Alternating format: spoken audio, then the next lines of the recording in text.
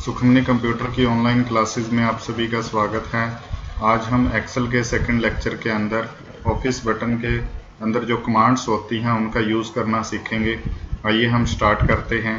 सबसे पहले हम माइक्रोसॉफ्ट एक्सेल ओपन करते हैं। यहाँ पर आपके पास एक न्यू वर्कबुक आपके सामने आई है। यहाँ मैं कोई डेटा जो है वो लिख देता हूँ। जैसे मैंने ये टेक्स्ट जो है वो पहले कॉपी किया हुआ था, यहाँ पर मैंने पहले से ये पेस्ट कर दिया है। अब आपने इस फाइल को सेव करना है।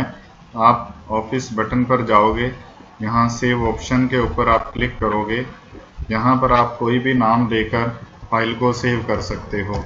जैसे मैंने यहाँ पर स्टूडेंट्स रिकॉर्ड लिख दिया और इस फाइल को सेव कर दिया मैंने। तो ये माई डॉक्यूमेंट के अंदर आपकी बाय डिफ़ॉल्ट जो फाइल्स होती हैं एमएस ऑफिस की वो सेव होती हैं। आपने इसको यहाँ से सेव कर दिया, आपकी फ़ाइल सेव हो जाती है और टाइटल बार में यहाँ पर आपकी फ़ाइल का नाम जो है वो डिस्प्ले होता है। अब आप फाइल को सेव एज क्यों करते हो? अगर आपने उसी फाइल को किसी दूसरे नाम से सेव करना है, किसी दूसरे फॉर्मेट में सेव करना है, तब आप उसको सेव एज करोगे। या आपने उसकी एक और कॉपी तैयार करनी है, तब भी आप उसे सेव एज पर क्लिक करके आप उसकी एक एक्स्ट्रा कॉपी किसी दूसरे नाम से बनाकर सेव कर सकते हो। इसके बाद हमारे पास कमांड आती है प्रिंट कमांड, जो कि बहुत इम्पोर्टेंट कमांड है। आप यहाँ पर सबसे पहले प्रिंट प्रीव्यू देखते हो। प्रिंट प्रीव्यू में आपको क्या दिखाई दे रहा है? एक प्लेन पेज आ चुका है।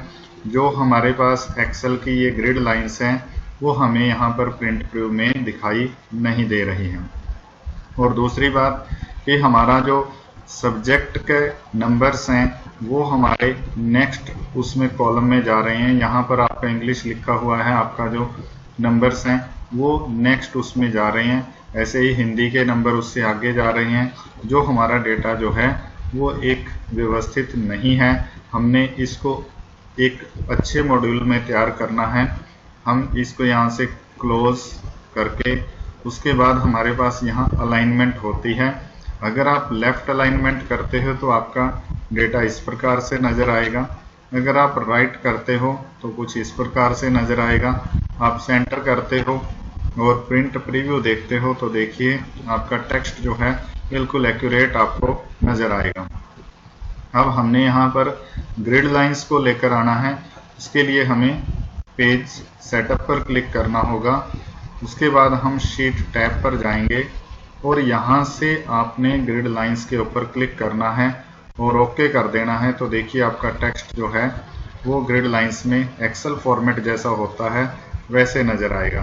परंतु यहाँ पर ये जो ग्रिड लाइंस हैं वो हमें पूरे पेज पर अगर नहीं मिलती तो हमें क्या करना होगा? उसके लिए हमारा टेक्स्ट पूरे पेज पर होना चाहिए, तो ऑटोमेटिक हमारी ग्रिड लाइंस पूरे पेज पर नज़र आएंगी।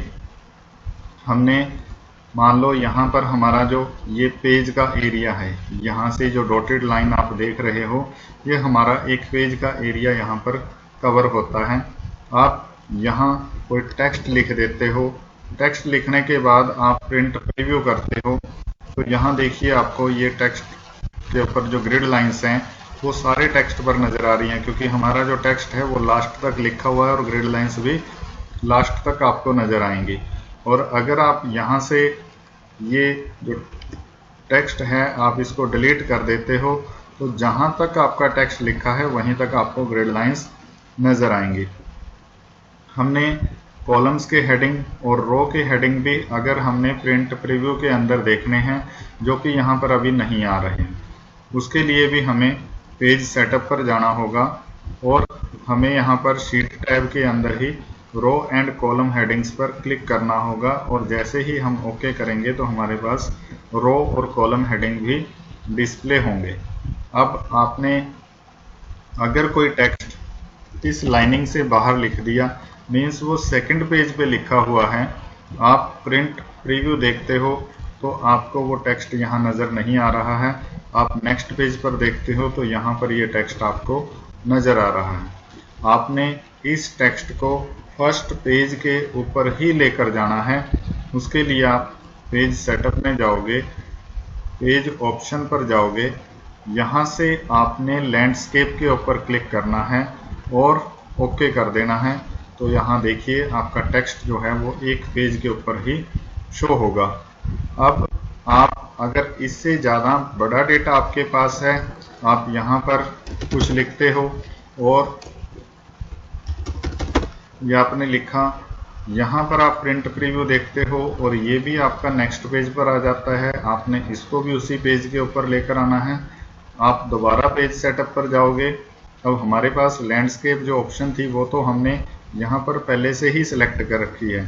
फिर हमारे पास एक ऑप्शन आती है स्केलिंग की, जिसमें हम उसका नॉर्मल साइज से पेज के जो एडजस्टमेंट है वो सेट करते हैं। यहाँ से नॉर्मल से आपने कम करनी है ये एडजस्टमेंट। आप इसको 85 पर लेकर आते हो और ओके करते हो। तो यहाँ देखिए आपका जो प्रिंटिंग का साइज है वो थोड़ा छोटा आपके पास प्रिंट होगा, परंतु आपका जो टेक्स्ट है वो एक ही पेज के ऊपर प्रिंट होकर आ जाएगा। इसके बाद आपने क्या करना है कि अगर आप यहाँ पर सिलेक्शन करते हो, आपने जैसे एक टेक्स्ट को सिलेक्ट कर लिया, एक लाइन को, और आप प्रिंट प्रीव्यू देखते हो तो आपको सारा टेक्स्ट आपको नजर आ रहा है। आपने सिर्फ किसको प्रिंट कराना है, जो हमने सिलेक्ट किया है सिर्फ इसको ही हमने प्रिंट कराना है। तब आपने क्या करना है, आप यहाँ से प्रिंट ऑप्शन पर क्लिक करोगे। यहाँ आपके पास सिलेक्शन प्रिंट बट आपने सिलेक्शन सेलेक्ट करना है और प्रीव्यू देखना है। तो आप देखिए कि आपको सिर्फ एक रिकॉर्ड जो आपने सिलेक्ट किया था वही आप यहाँ पर प्रिंट निकाल सकते हो। अगर आप एक कॉलम का प्रिंट लेना चाहते हो तो आपने एक कॉलम को सिलेक्ट करना है और उसके बाद आपने प्रिंट ऑप्शन पर जाना है और यहाँ से आपने सिलेक्शन करके एक बार प्रीव्यू देखना है और फिर आपने प्रिंट निकाल देना है। तो आपका जो एक कॉलम है वो ही प्रिंट होगा। अब आप यहाँ पर अगर प्रिंट के अंदर आपके पास ऑल का मतलब है कि जितने आपके पेज हैं वो सभी प्रिंट निकाल लेगा। और अगर आपने एक ही पेज लेना है तो फ्रॉम 1 to 1 आप यहाँ से एक ही पेज लोगे और अगर उसकी एक से ज़्यादा कॉपी आपने प्रिंट निकालनी है तो आप उसकी एक से ज़्यादा कॉपी प्रिंट निकाल सकते हो और जैसे ही ओके करोगे तो वो प्रिंट निकाल देगा। कई बार हमारे पास एक प्रॉब्लम आ जाती है कि हमारे पास प्रिंटर 2 इंस्टॉल होते हैं और हमने सेलेक्ट कोई दूसरा कर रखा होता है। ऐसे यहाँ पर ये प्रिंटर सेलेक्ट है और आपके पास जो प्रिंटर है वो अटैच दूसरा प्रिंटर है और आपने यहाँ सेलेक्ट दूसरा किया हुआ, आप यहाँ से प्रिंट कमांड देते हो परंतु आपका प्रिंट नहीं निकलता, क्योंकि आपने जो प्रिंटर आपके कंप्यूटर के साथ अटैच हैं आपने उसको सिलेक्ट ही नहीं कर रखा है। तो आप यहाँ पर जो कंप्यूटर के साथ आपका प्रिंटर अटैच है, आपने सबसे पहले ये ऑप्शन देखनी है कि यहाँ पर वही प्रिंटर आपके पास सिलेक्ट हो रहा है, तब आपका प्रिंट निकल कर आएगा, अदरवाइज आपका प्रिंट नहीं निकलेगा। तो ये सारी बातें आपने प्रिंट करते समय ध्यान में रखनी है कि हमने प्रिंटिंग कैसे लेनी है।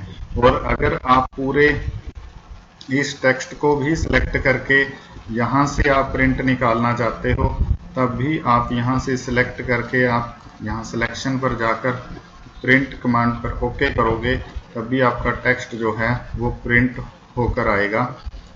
इसके बाद आप प्रिंट प्रीव्यू अगर देखते हैं, कई बार हमारे पास एक प्रॉब्लम आती है कि हम जब प्रिंट निकालते हैं तो हमारा इधर से आधा जो टेक्स्ट है वो प्रिंट ही नहीं होता, वो अक्षर हमारे कट जाते हैं। उसके लिए हमें क्या करना होगा, हम शो मार्जिन पर क्लिक करेंगे और हम अपने इस मार्जिन को थोड़ा एडजस्ट करते हैं राइट साइड की तरफ, ताकि हमारा जो टेक्स्ट है वो कंप्लीट हमारे पास यहाँ पर प्रिंट होकर आए। और उसके बाद आप प्रिंट निकालिए तो आपका जो टेक्स्ट है वो बिल्कुल सही तरीके से प्रिंट निकलेगा। आज के लिए इतना काफ़ी है। That's all. Thank you so much.